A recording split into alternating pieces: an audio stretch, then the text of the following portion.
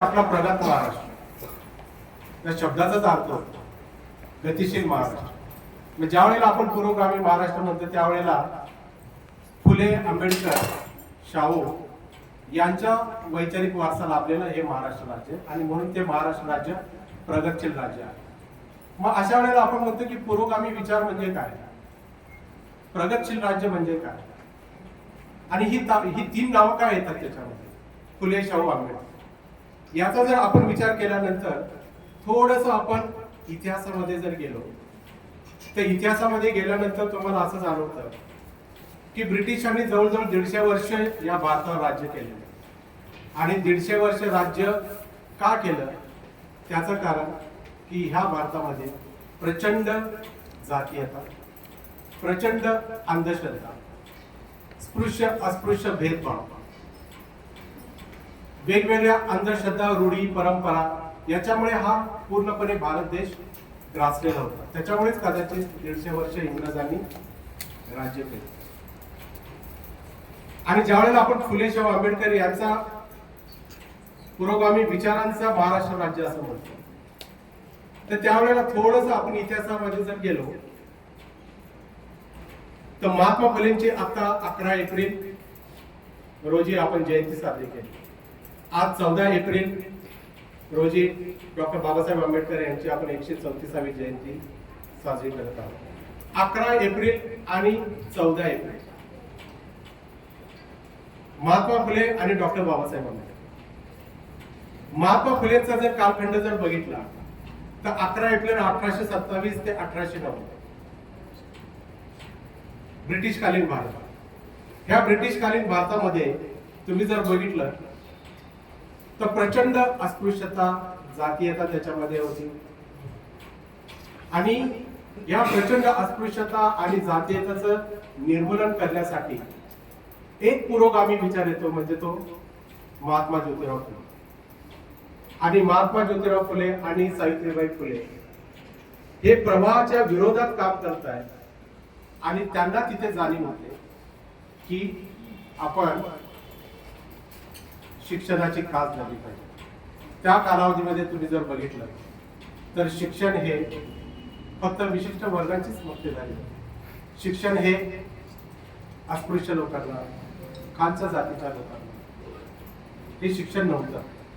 आणि हे महात्मा ज्योतिबा फुले आणि सावित्रीबाई फुले यांनी ओळखलं.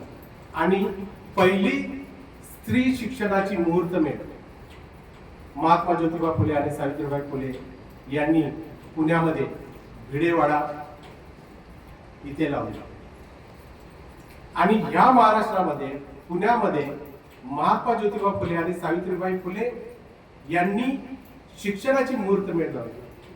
सावित्रीबाई फुले स्त्री शिक्षणाचे, भारतातील स्त्री शिक्षणाच्या पहिला महिला शिक्षक.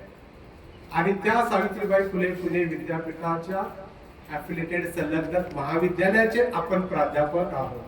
म्हणजे आपण किती नशीबवान आहोत.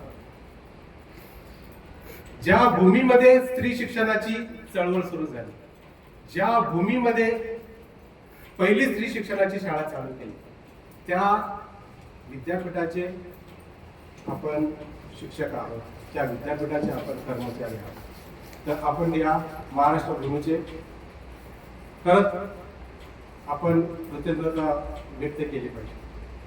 आणि त्याच्यामुळे महाराष्ट्रातून प्रत्येक व्यक्ती बाहेर जाणारी तिच्याकडे जी ओळख आहे ती ओळखच मुळात महात्मा फुले आणि सावित्रीबाई फुले यांच्यामुळे आहे. कारण की स्त्री शिक्षणाची मुहूर्तमेढ आणि शिक्षणाची मुहूर्तमेढ तिथे नाही.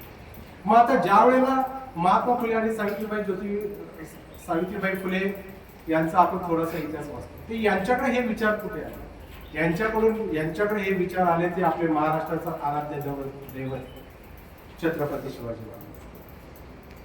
18 पगड जाती, 12 बलुतेदार या सर्वांना एकत्र घेऊन एक स्वप्न पाहिलं ते म्हणजे रयतेचं स्वप्न. आणि हे रयतेचे स्वप्नांचा विचार महात्मा फुलेंमध्ये तो रुजतो. आणि महात्मा फुले आणि सावित्रीबाई फुले या पेटून उठतात आणि शिवाजी महाराजांचे विचार त्यांच्या कृतीमध्ये दिसतात. म्हणजे हा वैचारिक वारसा छत्रपती शिवाजी महाराजांपासून महात्मा फुलेंकडे आला, सावित्रीबाई फुलेंचा प्रचंड अस्पृश्यतेची त्यांना झोळ सोसावी लागली.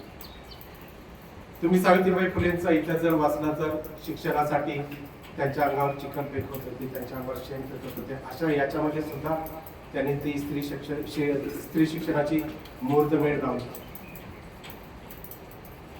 त्यांनी एका लेखामध्ये त्यांनी सांगितलेलं आहे की त्यांना अपत्य नव्हतं आणि त्या कालावधीमध्ये तुम्ही जर पाहिलं असेल की अनेक अंधश्रद्धा, रूढी, परंपरा त्याच्यामध्ये होत्या. त्याच्यामध्ये एक म्हणजे की विधवा विवाह त्याच्यामध्ये तो नव्हता. त्याच्यानंतर विधवा झाल्यानंतर केशवपण ते त्याच्यामध्ये करायचे. यामध्ये या रूढी थांबाव्या म्हणून सावित्रीबाई फुले आणि महात्मा फुले यांनी सर्व नाव्यांचा संप घडवून आणला की हे कुठेतरी ही प्रथा बंद करा. त्यांना अपत्य नव्हतं म्हणून यशवंत नावाचा मुलगा त्यांनी दत्तक त्याच्यामध्ये घेतला. आणि ज्या वेळेला महात्मा फुलेंचं निधन झालं त्यावेळेला सावित्रीबाई फुले सांगतात की हा वारसा किंवा मृत्यूनंतर ती